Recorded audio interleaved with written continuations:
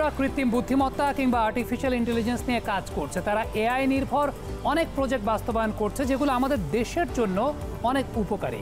বর্তমান সময়ে বাংলাদেশ সরকার কিংবা বেসরকারি খাতকে এআইকে প্যাট্রোনাইজ করার জন্য এগিয়ে আসতে হবে।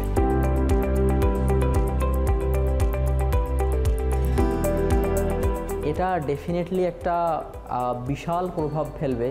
আপনি বলতে পারেন যে পুরা বিশ্বকে একদম চেঞ্জ করে দিতে পারে এআই, এই ক্ষমতাটা রাখে।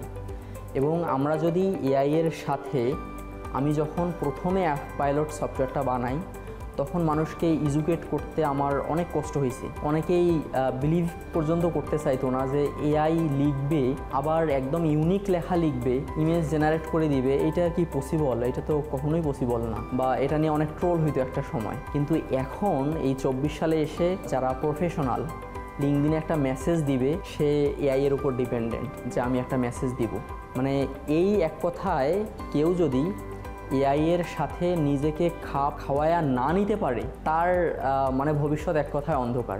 সে যদি চিন্তা করে যে না আমি আগের যুগেই পড়ে থাকবো, তাহলে কিন্তু এটা পসিবল না। একটা সময় আপনি দেখতেন যে মানুষ কষ্ট করে লাঙল টেনে টেনে গরু দিয়ে হাল চাষ করতো। ডেফিনেটলি ওইটা রিপ্লেস হয়েছে, এবং রিপ্লেস হওয়ার পর মানুষ কিন্তু শিখতে হয়েছে।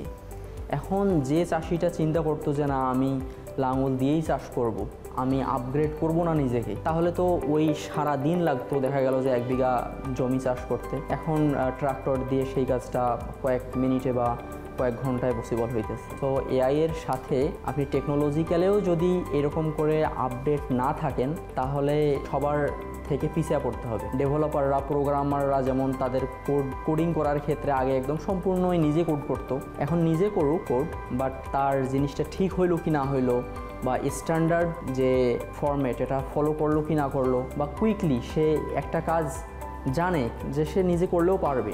কিন্তু এআইয়ের মাধ্যমে সে একটা জিনিস করতে গেলে দেখা যাচ্ছে তার সারাটা দিন চলে যাবে।